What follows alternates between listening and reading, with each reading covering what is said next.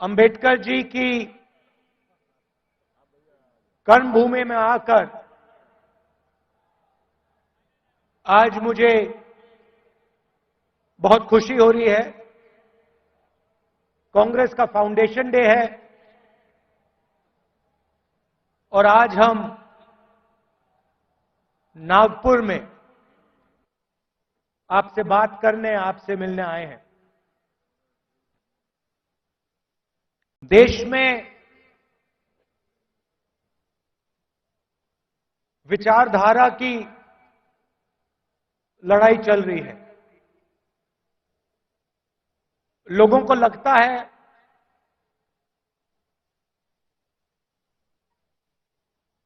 कि राजनीतिक लड़ाई है, सत्ता की लड़ाई है। वो है,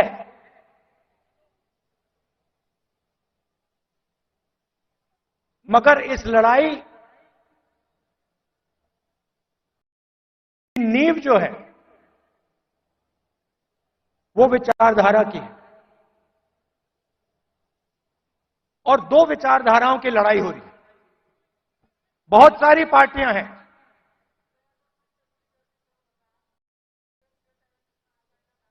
एनडीए में है, इंडिया अलायंस में है,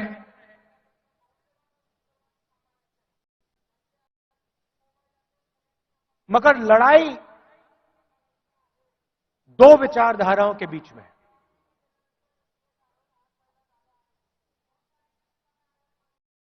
कुछ दिन पहले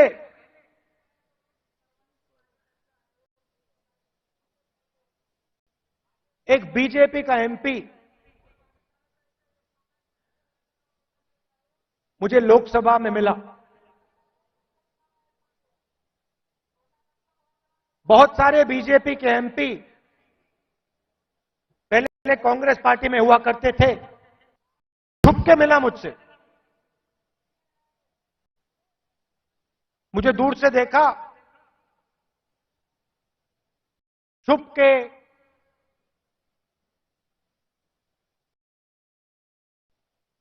डर से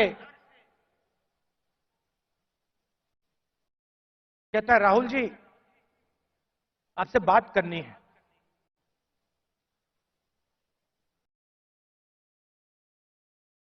मैंने कहा भाई क्या बात करनी है, तुम तो बीजेपी में हो।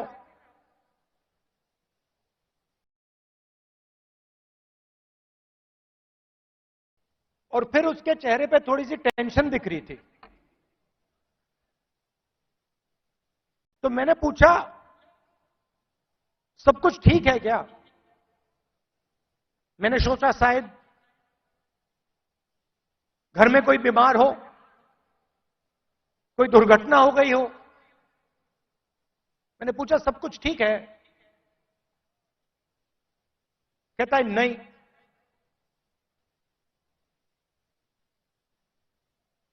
क्या हुआ?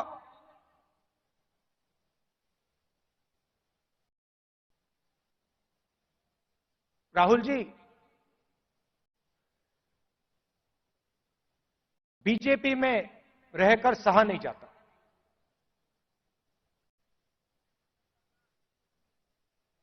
मैं हूं बीजेपी में,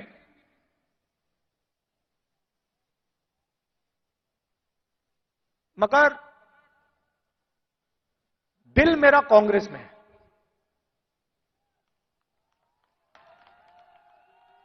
तो मैंने कहा भाई दिल तेरा कांग्रेस में,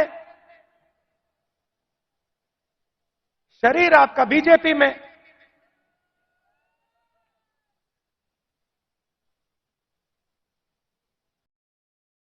मतलब दिल शरीर को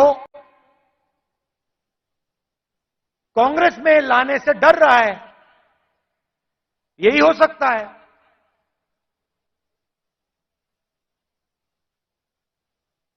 मैंने कहा मन क्यों नहीं बनता वहां?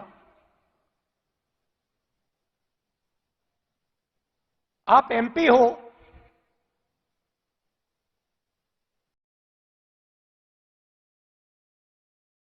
आप मुझे हिंट दे रहे हो, मन क्यों नहीं बनता?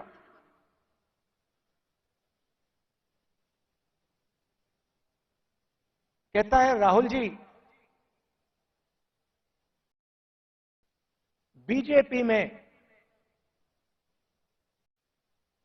गुलामी चलती है। जो ऊपर कहा जाता है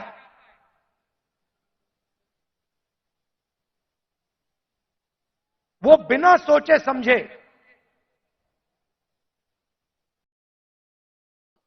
करना पड़ता है। हमारी कोई सुनता नहीं है। ऊपर से ऑर्डर आता है, मतलब जैसे पहले राजा ऑर्डर देते थे,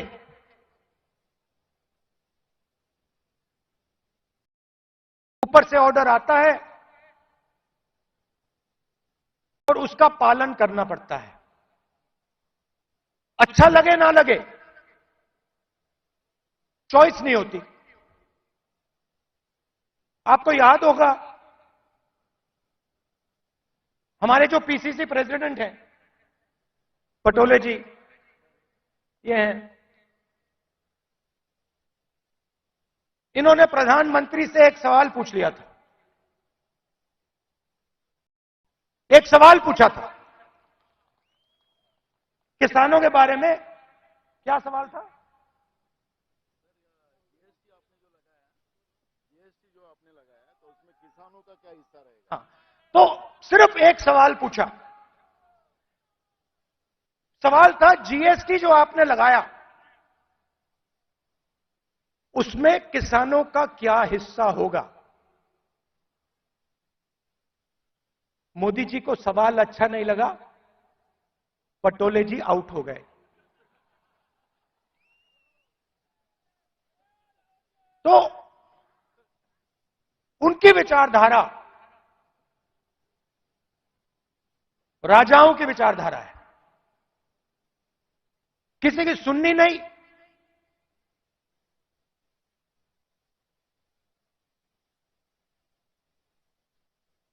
ऑर्डर ऊपर से आएगा,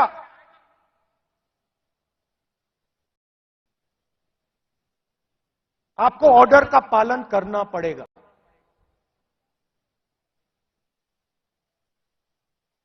कांग्रेस पार्टी में आवाज नीचे से आती है। हमारा छोटा सा छोटा कार्यकर्ता हमारे किसी भी नेता को टोक सकता है। सही है ना? हमारे कार्यकर्ता मेरे सामने आते हैं और मुझे कहते हैं राहुल जी, ये जो आपने किया मुझे अच्छा नहीं लगा। और फिर मैं उनको समझाता हूं कि देखिए मैंने ये इस कारण किया, और मैं उनकी सुनता हूं। उनकी जो आवाज है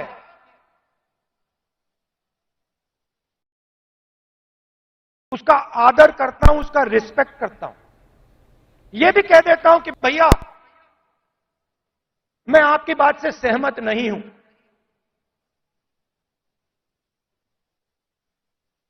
मगर उसकी आवाज सुनता हूं।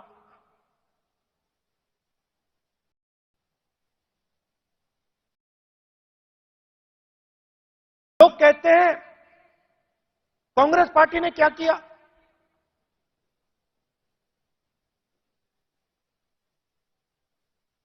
आजादी से पहले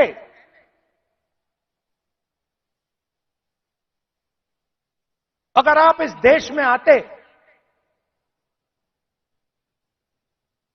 500-600 राजा थे, अंग्रेज थे, राजाओं का गन सलूट होता था,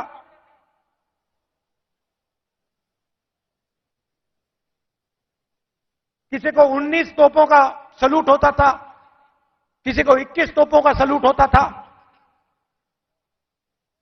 अगर हिंदुस्तान की जनता को इस देश में कोई अधिकार नहीं था, कोई अधिकार नहीं था।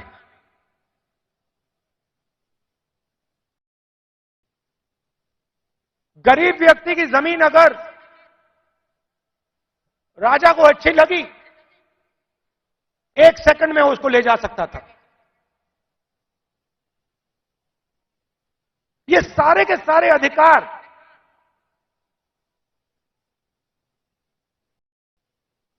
जिनकी रक्षा कॉन्स्टिट्यूशन करता है,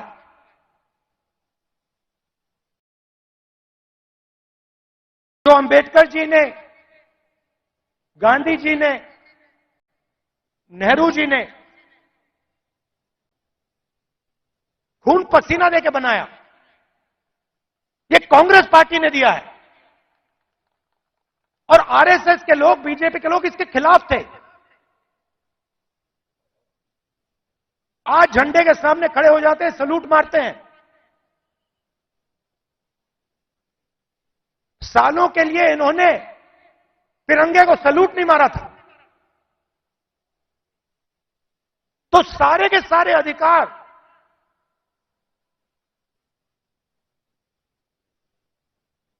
कॉन्स्टिट्यूशन से मिलते हैं।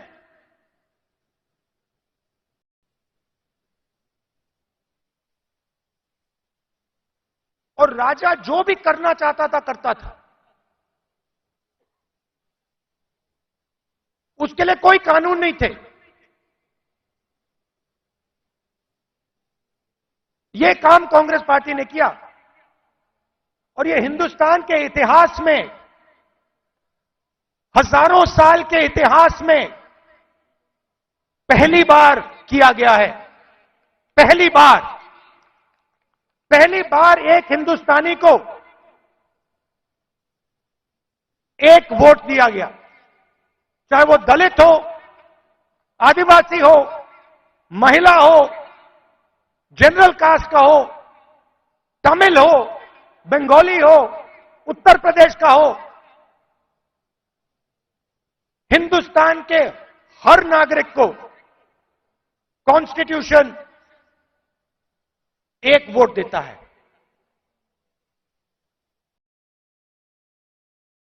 यह कांग्रेस पार्टी ने किया। गांधी जी जेल गए, नेहरू जी जेल गए, अंबेडकर जी ने सालों संघर्ष किया।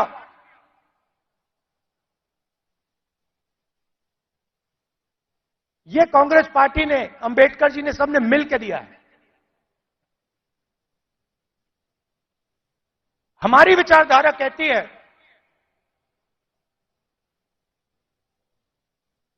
कि देश की लगाम हिंदुस्तान की जनता के हाथ में होनी चाहिए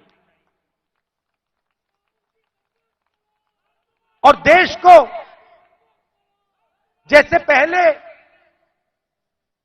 राजा चलाते थे,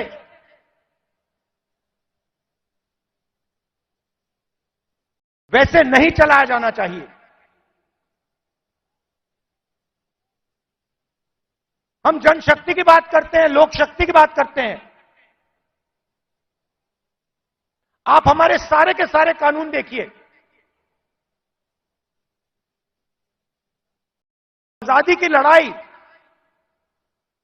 देश की जनता ने लड़ी थी, राजा महाराजाओं ने नहीं लड़ी थी।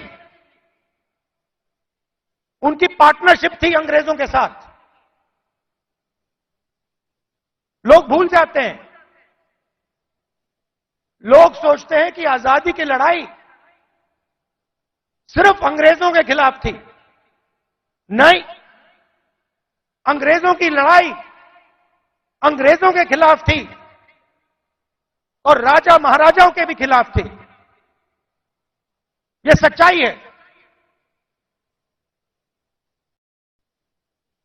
पार्टनरशिप थी, राजाओं महाराजाओं की, अंग्रेजों की पार्टनरशिप थी, उसके खिलाफ कांग्रेस पार्टी लड़ी थी।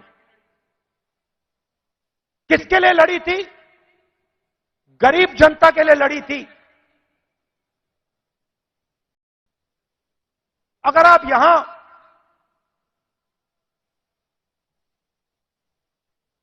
साठ सत्तर, उससे पहले, इंडिपेंडेंस से पहले आप यहां आते, हिंदुस्तान की जनता के कोई अधिकार नहीं थे, महिलाओं के कोई अधिकार नहीं थे, दलितों को छुआ नहीं जाता था। यह आरएसएस की विचारधारा है,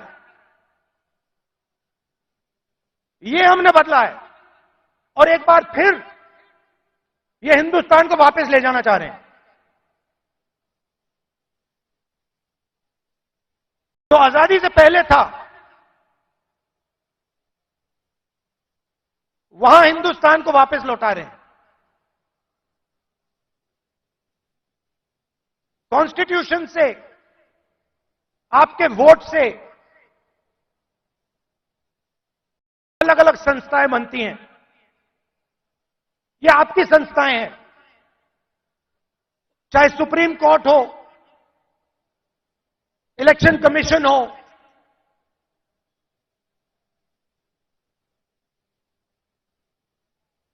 ये आपकी संस्थाएं हैं। सारे के सारे इंस्टीट्यूशंस पर ये कब्जा कर रहे हैं। आप हिंदुस्तान की सारी यूनिवर्सिटी देख लीजिए, सारे के सारे वाइस चांसलर आज एक संगठन के हैं। उनको आता होता कुछ है नहीं, कुछ नहीं आता उनको। हिंदुस्तान के वाइस चांसलर आज मेरिट पे नहीं बनते हैं। हिंदुस्तान के वाइस चांसलर आज अगर एक संगठन में हैं तब बन सकते हैं। तो सारे के सारे जो इंस्टीट्यूशंस हैं जिससे आपकी आवाज की रक्षा होती है, जिससे आप देश को चलाते हो, इन सब का ये कब्जा कर रहे हैं। मीडिया को देख लीजिए, कहा जाता था कि मीडिया लोकतंत्र के रखवाले हैं। मैं आपसे पूछता हूं, क्या आपको लगता है कि आज हिंदुस्तान का मीडिया लोकतंत्र की रक्षा कर रहा है? सुन लीजिए,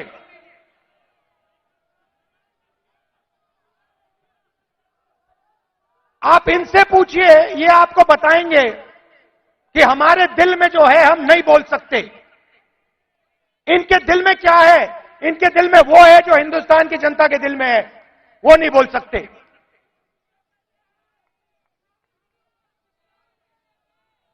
तो सारी की सारी संस्थाएं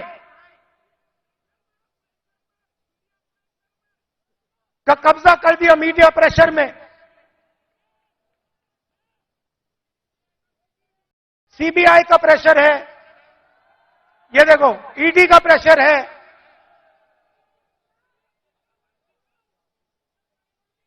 तो लड़ाई इस बात की है, हम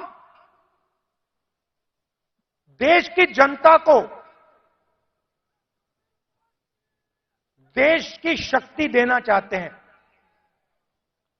देश की जनता को देश की शक्ति हम पकड़ाना चाहते हैं। लोग कहते हैं कि कांग्रेस पार्टी ने सफेद क्रांति की। हमने सफेद क्रांति में मदद की, मगर सफेद क्रांति को आनंद के महिलाओं ने शुरू की। सफेद क्रांति हिंदुस्तान की नारी शक्ति ने की। हरी क्रांति देश के किसानों ने की, किसानों की शक्ति ने हरी क्रांति की। आईटी रेवोल्यूशन देश के युवाओं ने किया। कांग्रेस पार्टी ने मदद की, कांग्रेस पार्टी ने विजन दिया, मगर आईटी रेवोल्यूशन हमारे युवाओं ने किया।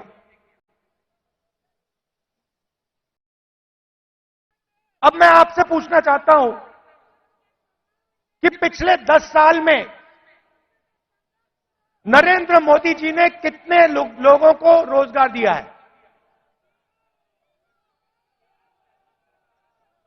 40 साल से सबसे ज्यादा बेरोजगारी आज है। और हिंदुस्तान के युवाओं की जो शक्ति है, करोड़ों युवाओं की जो शक्ति है, वो जाया हो रही है। आजकल हिंदुस्तान का युवा जॉब नहीं करता है। आजकल हिंदुस्तान का युवा 7-8 घंटे मोबाइल फोन पे कभी इंस्टाग्राम देखेगा, कभी फेसबुक देखेगा। ये सच्चाई है हिंदुस्तान की, और उसकी शक्ति जाया हो रही है।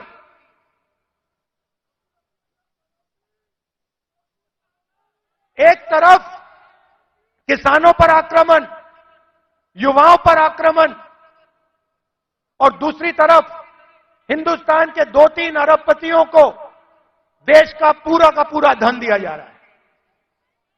यह सच्चाई है। भाइयों और बहनों, सुनिए, कुछ दिन पहले मेरे पास कुछ युवा आए, मुझे कहते हैं, राहुल जी, अग्निवीर योजना से पहले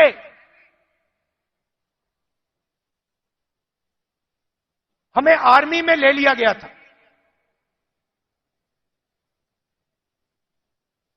एक 1,50,000 युवाओं को हिंदुस्तान की सेना ने और एयरफोर्स ने एक्सेप्ट कर लिया था। उन्होंने फिजिकल टेस्ट पास कर दिया और एक्सेप्टेंस उनको मिल गई। 1,50,000 युवा।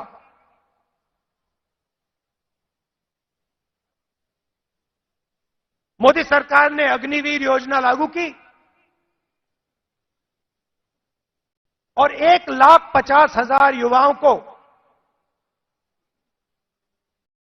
उन्होंने आर्मी में, एयरफोर्स में नहीं आने दिया।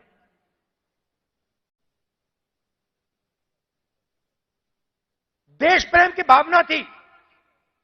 रो रहे थे, मेरे सामने रो रहे थे।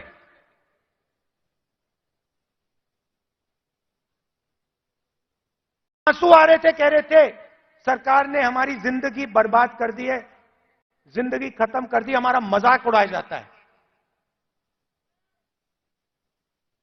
गांव में हमें झूठे सैनिक कहा जाता है। इतनी भी इज्जत नहीं रखी। उनको अग्निवीर योजना में भी नहीं आने दिया।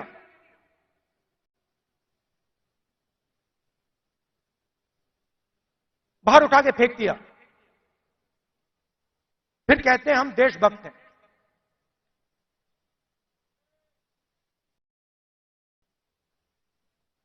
इससे देश का फायदा नहीं होने वाला।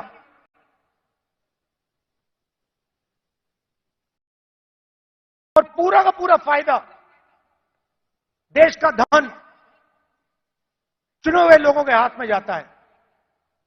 मैंने पार्लियामेंट में सवाल पूछा, बीजेपी के लोगों से पूछा, हिंदुस्तान को 90 लोग चलाते हैं, देश के अफसर हैं, पूरे बजट को बांटते हैं, पार्लियामेंट में पूछा कि इनमें से ओबीसी कितने हैं, दलित कितने हैं, आदिवासी कितने हैं। बीजेपी के लोग चुप हो गए। ओबीसी की कम से कम 50% आबादी है, दलितों की 15% आबादी है, आदिवासियों की तकरीबन 12% आबादी है।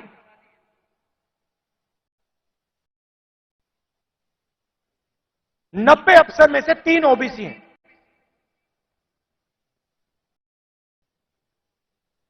कैसी ओबीसी सरकार चल रही है?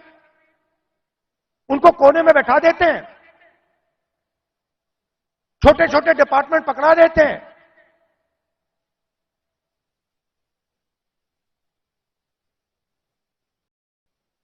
हिंदुस्तान की सबसे बड़ी कंपनी, 100-200 सबसे बड़ी कंपनी की लिस्ट निकालो,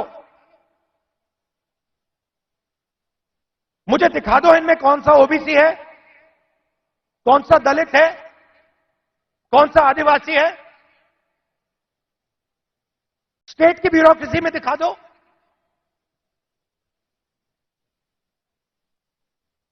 आबादी आपकी 50%, दलितों की 15%, आदिवासियों की 12%।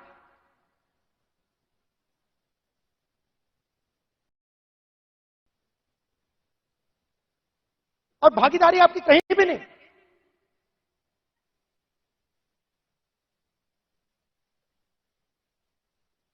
टॉप कंपनीज का नाम निकालो और मुझे दिखा दो इन कंपनियों में ओबीसी कहां बैठा हुआ है, दलित कहां बैठा है, आदिवासी कहां बैठा है।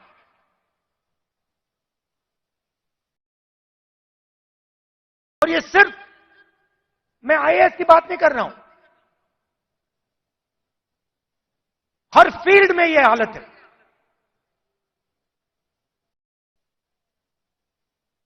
तो मैंने सवाल पूछा, मैंने कहा देखिए जाति जनगणना होनी चाहिए, देश को पता लगना चाहिए कि इस देश में ओबीसी कितने हैं। उसके बाद नरेंद्र मोदी जी के भाषण बदल जाते हैं। पहले अपने आप को ओबीसी कहते थे, मेरे भाषण के बाद कहते हैं हिंदुस्तान में तो सिर्फ एक जात है, वो भी गरीब। अगर हिंदुस्तान में सिर्फ एक जात तो आप ओबीसी कैसे बन गए?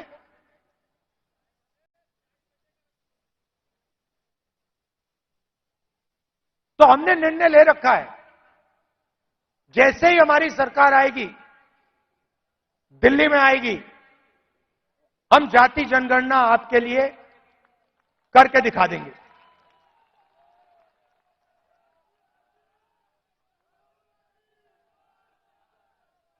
और देखिए, जो मैंने शुरुआत में कहा,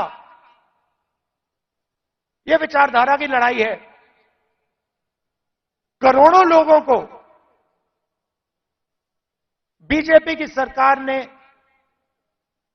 गरीबी में फिर से धकेल दिया है। जो काम हमने भोजन के अधिकार से, मनरेगा की मदद से किया, वो सब खत्म कर दिया इन लोगों ने। और हमें दो हिंदुस्तान नहीं चाहिए। एक हिंदुस्तान अरबपतियों का, मीडिया वालों का, सेलफोन वालों का, सपने का, उसमें कोई सच्चाई नहीं है।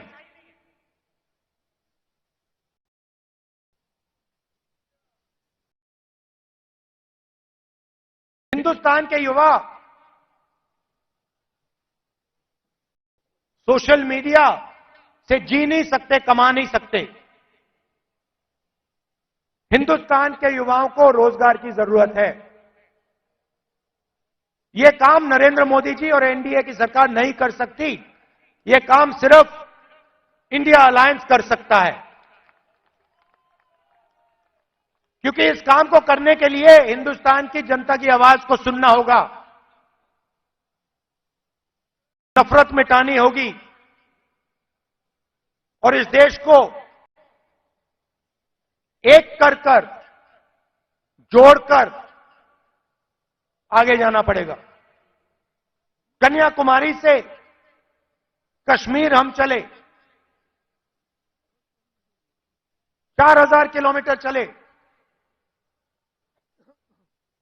नफरत के बाजार में मोहब्बत की दुकान हमने खोली। आप कांग्रेस पार्टी की विचारधारा समझना चाहते हो, इस लाइन से आप समझ जाओगे। सिर्फ एक लाइन की जरूरत है। अगर आपके दिल में हिंदुस्तान के लोगों के लिए मोहब्बत है, अगर आप नफरत के बाजार में मोहब्बत की दुकान खोलना चाहते हो, तो आप कांग्रेसी हो।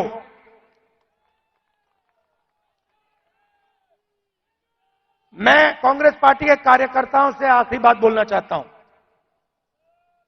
देखिए, ये जो पार्टी है, और महाराष्ट्र के कार्यकर्ताओं से खासतौर से बोलना चाहता हूं, क्योंकि आप स्पेशल हो। मैं महाराष्ट्र में चला, मैं जब भारत जोड़ो यात्रा में चल रहा था, जैसे ही मैं महाराष्ट्र के अंदर आया, मैंने सोचा कि देखो, ये कांग्रेस की जमीन है, ये कांग्रेसियों की जमीन है। इस जमीन में लोगों को कांग्रेस की विचारधारा बिना समझाए समझ आ जाती है। और अगर हमारी लड़ाई शुरू हुई तो महाराष्ट्र से हुई थी, इसलिए हम यहां नागपुर में आए हैं आपसे बात करने। तो आप बब्बर शेर हो, आपको किसी से नहीं डरना। आप नहीं डरते हो, आप बब्बर शेर हो, और आपकी विचारधारा की लड़ाई है, आपके दिल की लड़ाई है।